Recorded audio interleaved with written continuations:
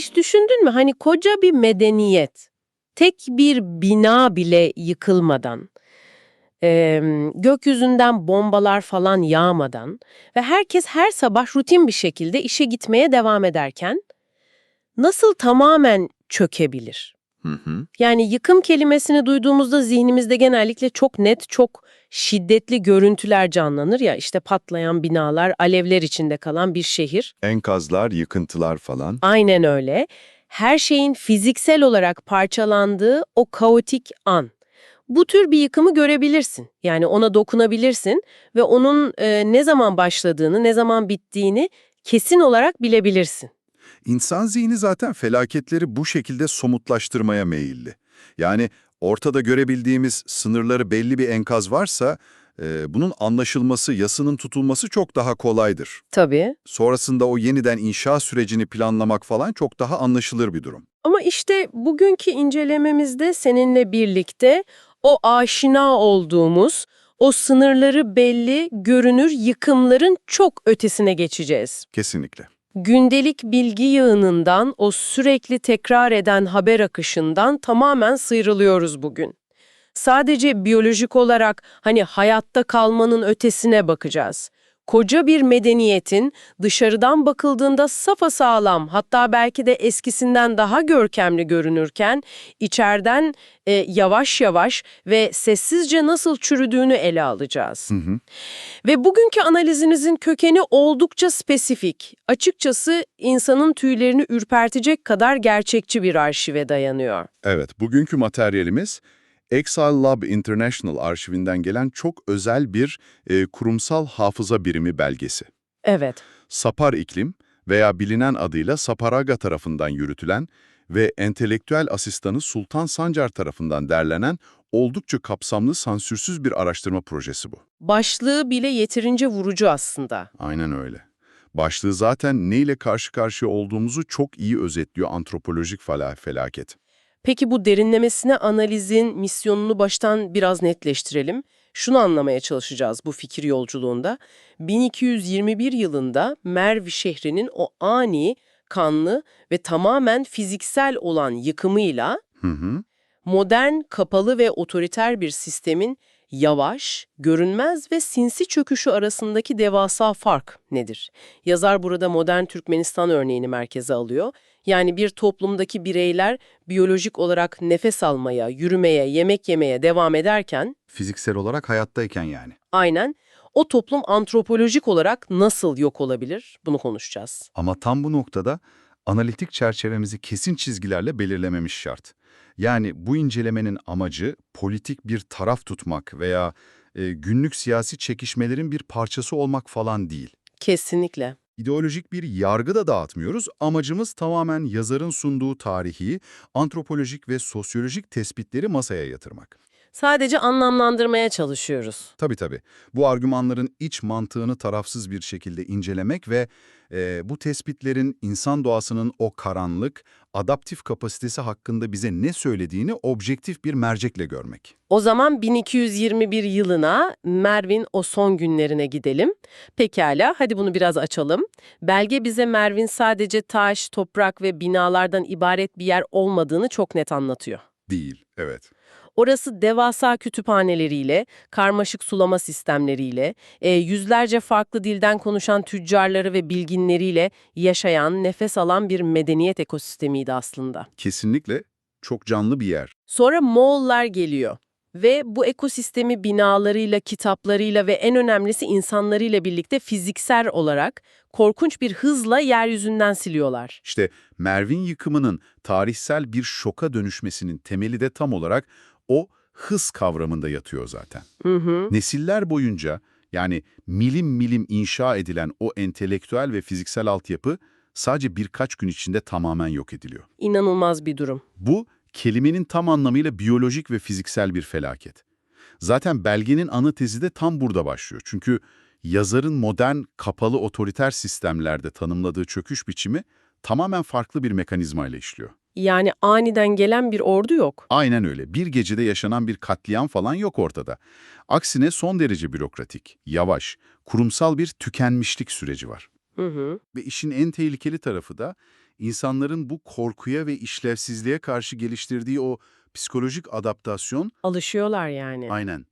İnsanlar ölmüyorlar, hayattalar ama toplumun o antropolojik temelleri, insanı o karmaşık bir varlık yapan yapı geri dönülemez bir şekilde hasar görüyor. Ben bunu kafamda biraz daha görselleştirmeye çalışıyorum açıkçası. Hı hı, nasıl? Yani Merv'in yıkımı şiddetli bir deprem gibi, yer sarsılıyor, binalar çöküyor, her şey bir anda yerle bir oluyor. Evet. Ancak yazarın modern Türkmenistan örneği üzerinden anlattığı bu antropolojik çöküş, sanki bir evin temelini yavaş yavaş hiç ses çıkarmadan yiyen termitler gibi. Çok iyi bir benzetme. Dışarıdan bakıyorsun, evin boyası falan yeni, pencereleri pırıl pırıl, çatı yerinde duruyor. Ancak duvarın içine dokunduğun an anlıyorsun ki yapısal bütünlük tamamen bitmiş. İçi bomboş yani. Aynen.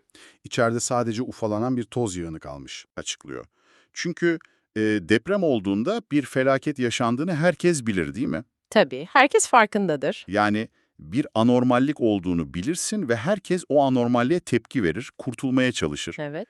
Ancak termitler 10 yıllar boyunca çalışırken o evde yaşayan insanlar yavaş yavaş gıcırdayan zeminlere alışır, hafifçe eğilen duvarlara, kapıların tam kapanmamasına adapte olurlar. Çok doğru. Kapı da böyle kapanıyor artık dersin. Aynen öyle.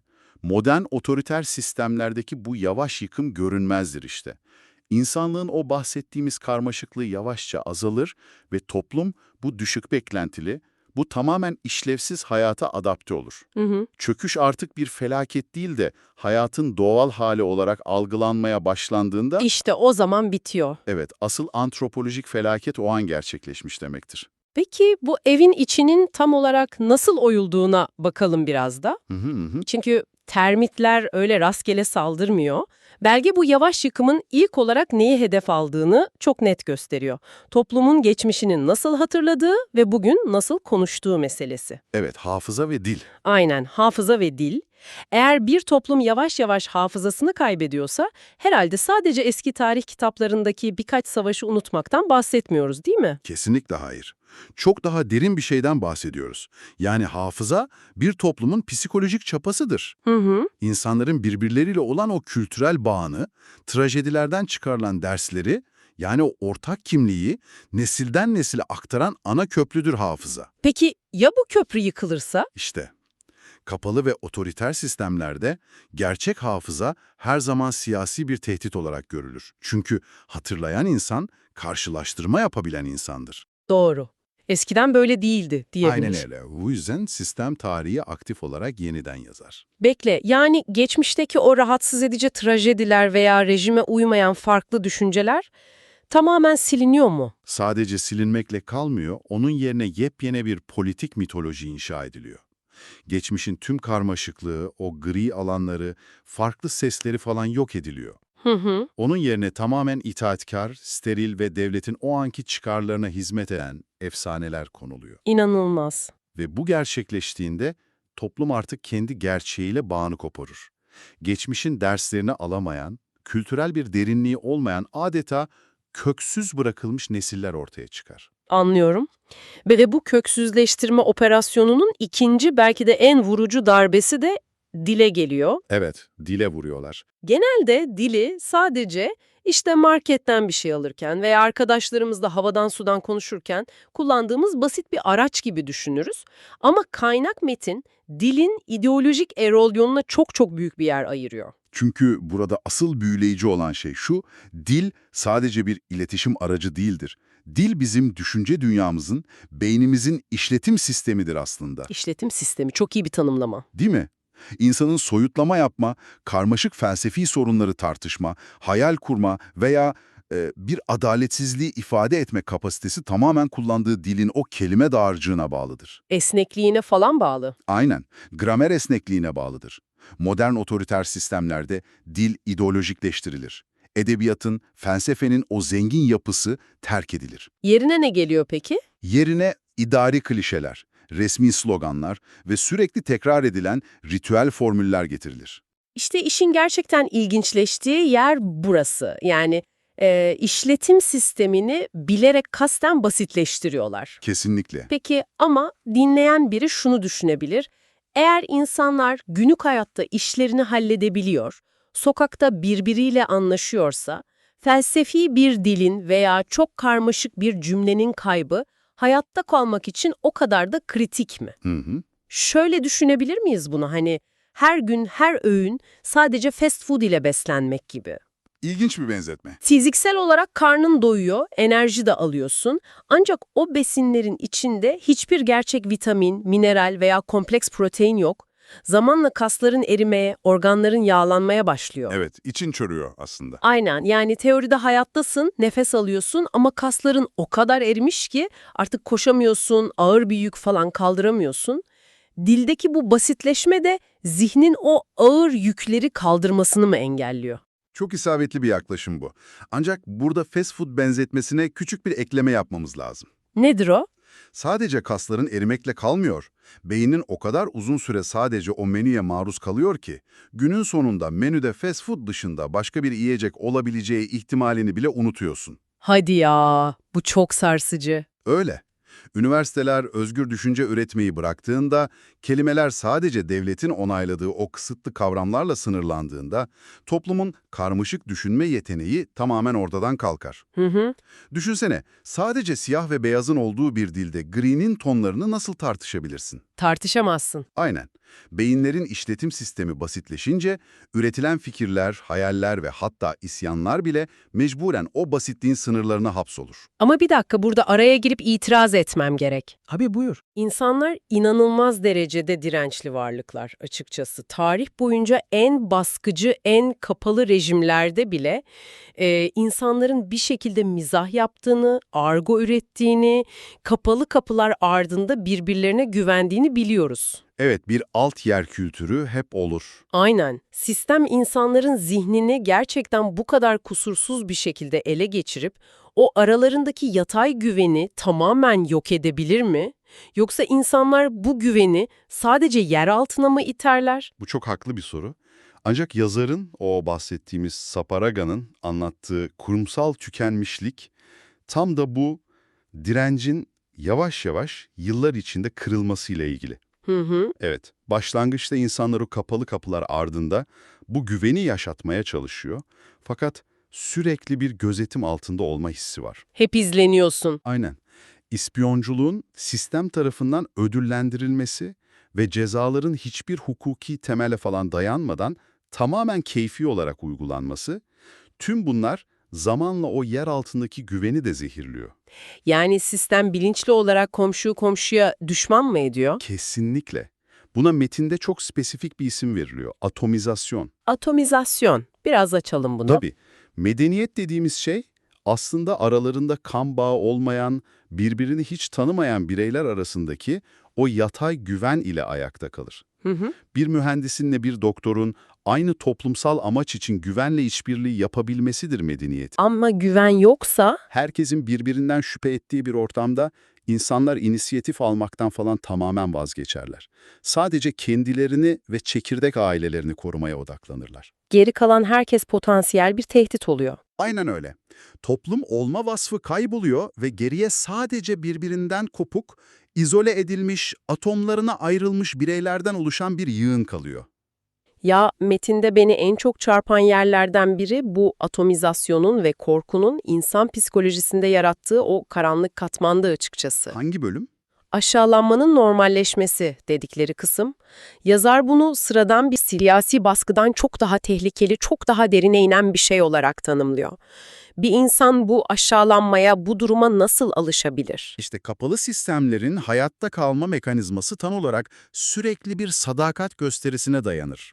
İnsanlar aslında hiç inanmadıkları sembolik formülleri her gün yüksek sesle tekrarlamaya zorlanır. Her gün, tekrar tekrar. Evet, devasa törenlerde o sahte bir coşkuyla koreografik ritüellere katılmaya, gerçek düşüncelerini günün her saniyesinde saklamaya mecbur bırakılırlar. Çok yorucu bir şey bu. Bu sadece dışarıdan gelen bir baskı değil. Zamanla bu sürekli performans hali insanın iç dünyasını çürütmeye başlar. Bu tamamen bir sadakat tiyatrosu sahnelemek gibi. Hani şunu bir hayal etsene. Dev bir salondasın, bir lider konuşuyor ve herkes alkışlıyor. Sen de alkışlıyorsun. Evet. İnanmadığını biliyorsun içten içe, sağındaki kişinin de inanmadığını biliyorsun. Hatta sahnede konuşan kişi bile aslında kimsenin ona inanmadığını çok iyi biliyor. Tam bir tiyatro. Aynen. Ama o ilk alkışı kesen kişi olmaktan, o derin sessizliği bozan ilk kişi olmaktan o kadar derin bir korku duyuyorsun ki, Hı hı. ellerin uyuşana hatta kanayana kadar alkışlamaya devam ediyorsun. Bu tiyatroyu yıllarca, her gün ama her gün kendi kendine oynamak insanın karakterinde kalıcı olarak ne bırakır? Psikolojik yıkım işte tam o ellerin kanarken alkışlamaya devam ettiğin anlarda gerçekleşiyor. İnsan zihni sürekli bu kadar büyük bir bilişsel çelişkiyle yaşayamaz. Kafayı yersin yani. Tabii, yalanla, inanmadığın bir ritüelle yaşamak insanı içten içe tüketir. Başlangıçta sadece fiziksel bir uyum gösterdiğini, aslında zihninin hala özgür olduğunu düşünürsün. Sadece rol yapıyorum dersin. Aynen. Ama yıllar geçtikçe o sahte performans yavaş yavaş senin yeni gerçeğin haline gelir. Birey liyakate olan inancını yitirir, gerçeğin zaten bir önemi falan olmadığını kabullenir. Kabulleniş başlıyor. Evet, bu kelimenin tam anlamıyla insan onurunun, haysiyetini sessizce intihar etmesidir.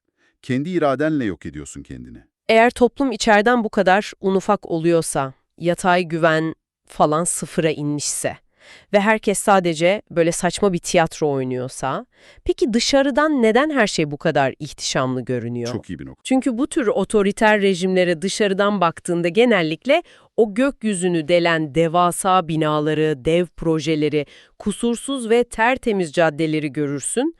Bu çelişkiyi nasıl açıklayacağız? İçerisi çürük, dışarısı parlıyor.